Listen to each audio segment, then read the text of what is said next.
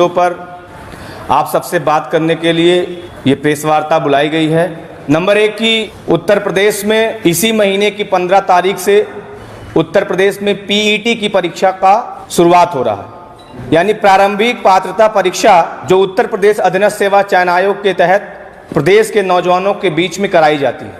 लेकिन आप सोचिए, योगी आदित्यनाथ जी की सरकार लगातार उत्तर प्रदेश के छात्रों के साथ, उनके भविष्य के साथ इस तरीके से खिलवाड़ करने का काम कर रही है। पीईटी का जो एग्जाम उत्तर प्रदेश अधीनस्थ सेवा चयन आयोग ने तय किया है, उसके केंद्रों को आप देखेंगे, जब परीक्षा केंद्रों को आप देखेंगे तो आप उस परीक्षा केंद्र की दूरी को देखकर आप चकित हो जाएंगे कि गाजीपुर के बच्चे को गाजियाबाद दे दिया और गाजियाबाद के बच्चे को बनारस सेंटर डाल दिया।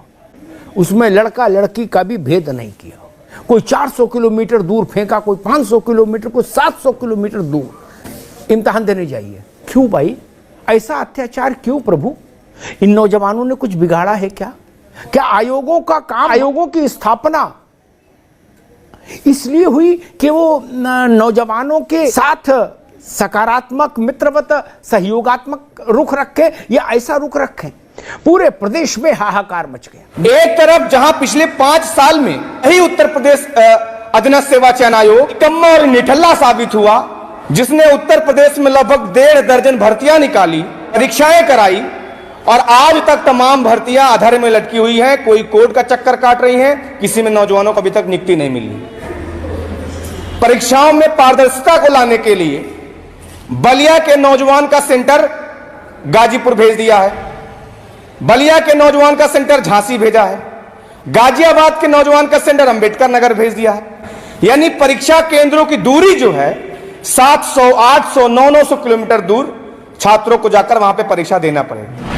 कितना बड़ा मजाक उत्तर प्रदेश में नौजवानों और छात्रों के साथ चल रहा है। आप सोचिए, लगभग 37 लाख नौजवानों ने इस पीटी यानी प्रारंभिक पात्रता परीक्षा में आवेदन किया है, और ये एकमात्र ऐसी परीक्षा है जिसके बाद नौजवान आने वाले दिनों में जो सरकार द्वारा भर्तियां निकाली जाएंगी उसके लिए एलिजिबल होगा। वो जब वो इस परीक्षा में पास होगा तो उन नौकरियों के लिए एलिजिबल होगा।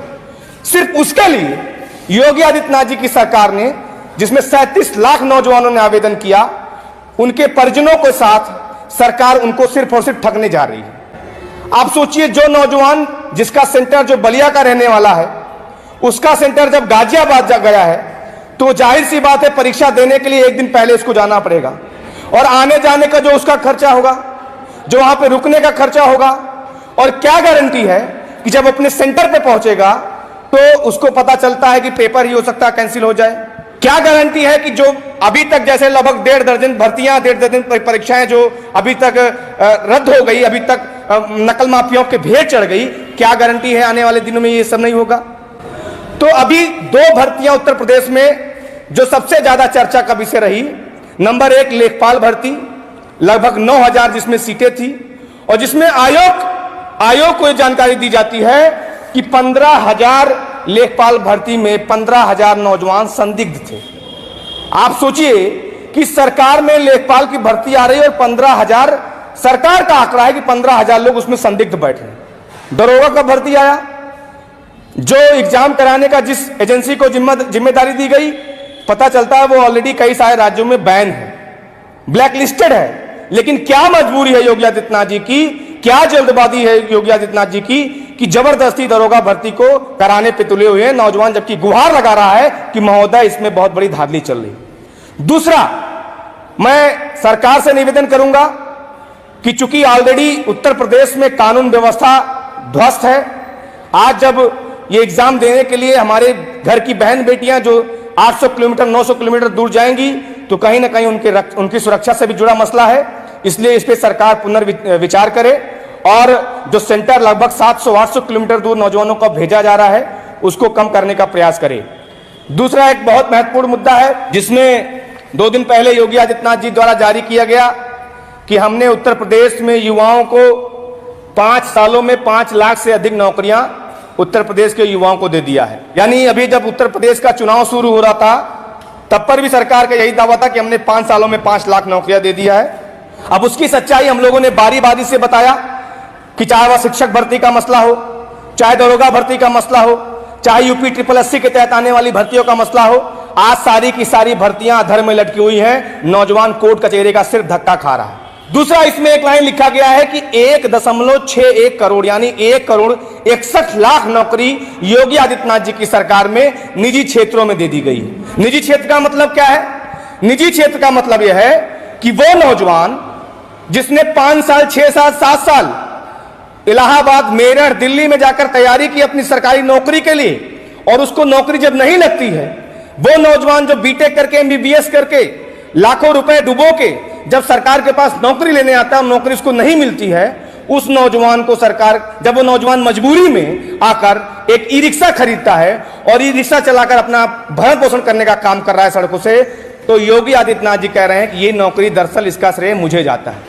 यानी जो ई रिक्शा चला रहा है अपने परिवार का पेट पालने के लिए, उसकी भी नौकरी का श्रेय योगी आदित्यनाथ जी ले रहे हैं। यानी जिसने 2 जानवर खरीद लिया, 2 भैंस अपने यहां खरीद लिया और 2 लोगों को सुबह शाम उसके रखवाले के लिए लगा दिया, तो वो भी रोजगार योगी आदित्यनाथ जी के खाते में जाता है। ये निजी सेक्टर में बता रहे हैं कि 1,61,00,000 नौकरियां हमने उत्तर प्रदेश के नौजवानों को दे दी। अभी जब सरकार बनी तो योगी आदित्यनाथ जी की तरफ से एक बुलेटिन जारी हुआ और उसमें कहा गया कि हमने 100 दिनों में 10,000 नौकरियां दे दी हैं। अब मुझे लगता है सरकार को बने 200 दिन हो गया होगा, तो जाहिर सी बात है योगी आदित्यनाथ जी ने 10,000 और नौकरियां दे दी होगी।